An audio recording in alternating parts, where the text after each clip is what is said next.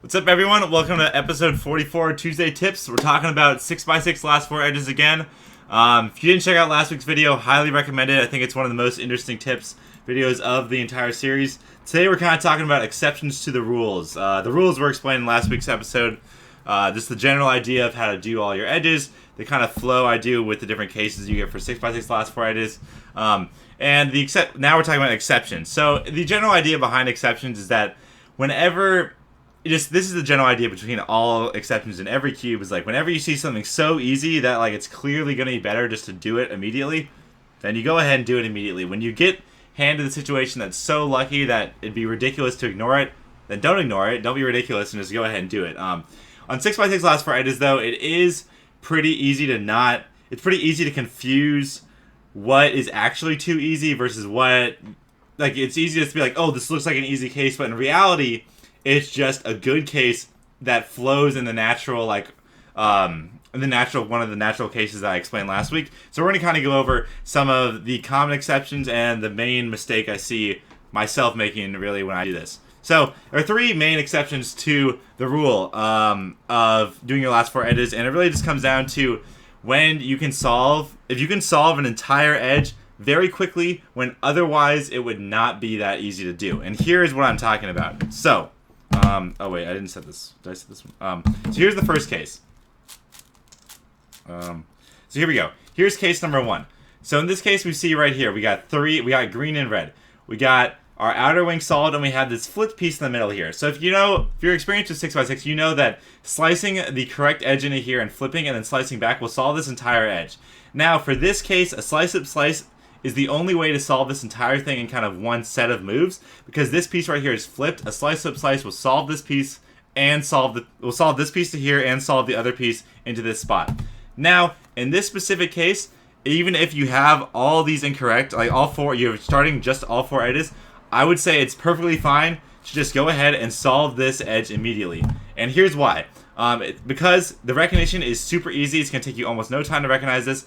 Doing this slice-up slice solves 2 pieces, which is a good number of pieces to solve. It's the only way you can solve more is by doing a smart cycle, and you can solve like 3 or 4 pieces. But this is a very good number of pieces to solve, and it's going to lead you usually into, if you have 4 pieces wrong, if you have all 4 middle edges wrong, it's going to lead you into a case where you have 3 edges left, and you can do a very easy 3 cycle and a 5x5 edges, and this kind of naturally flows pretty well straight into finishing your edges very easily. So this is just slice, flip, slice, and then you have 3 edges left.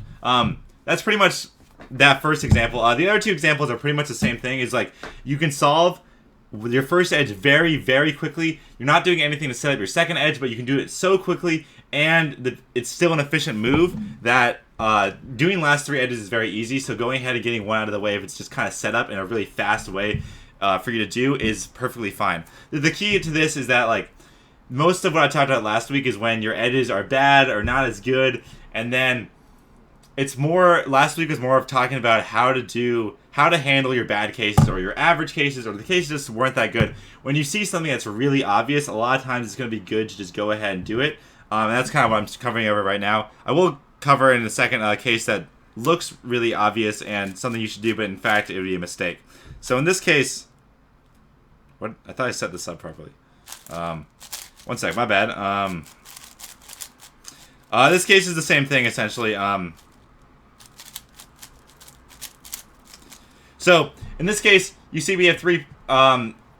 We have this solid right here, and we got 3 edges wrong. So if we noticed last week's video, the first thing we should do is a 3 cycle to solve the middles, and we're left with 5x5 edges. In this case, you can see this edge right here. It's already almost done, and in the end, even if we do the cycle first, we're going to have to cycle to get this piece there anyways, no matter what. And so doing the cycle right now isn't going to take any extra time, so therefore it's efficient.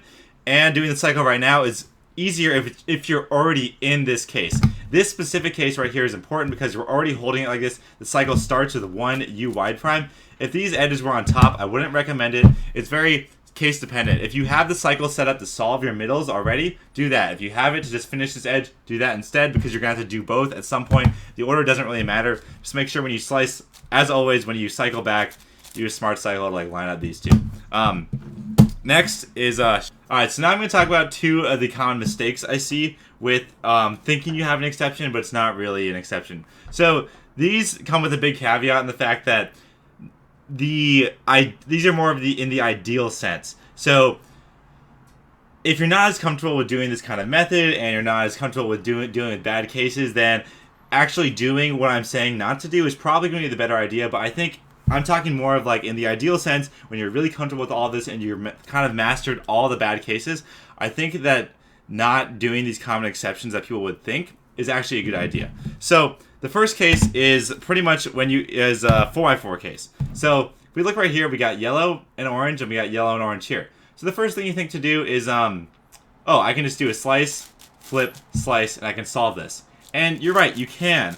And that's honestly, if you're newer or anything, that's really fast. It's almost instant. You can get it done right away. And as I mentioned before, having 3 edges, super easy, super fast. And I honestly think for most people, there's nothing wrong with doing this. But I don't think in a perfect world or at the highest level, this is a very good idea because, as you noticed, I did a slice up slice, which is one set of moves to solve one edge.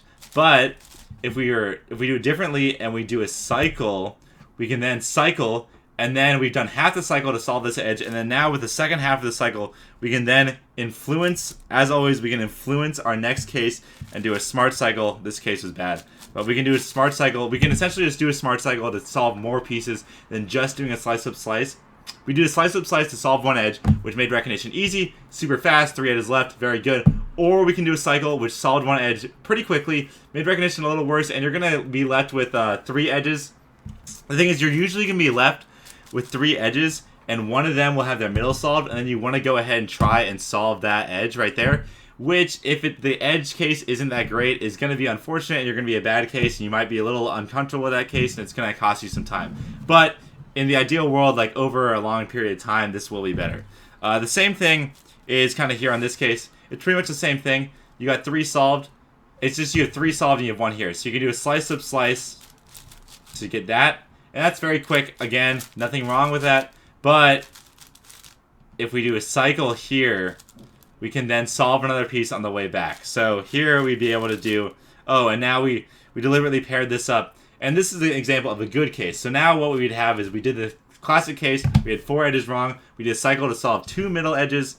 And then we solved one completely as a thing. And now you're forced, since you solved one completely, you use the luck that you got with a good case to solve one completely. And now you're forced to do this other edge. And in this case, it's a great case. Slice up slice. Finishes it right up. But sometimes you're going to get bad cases, and while I still think even when you get a bad case, since you still solve that first edge very quickly, it can be a little throwing. It can throw you off when you get a bad case, because if you have 3 edges left and one of the middles is solved, you want to go ahead and solve that edge where the middle is solved.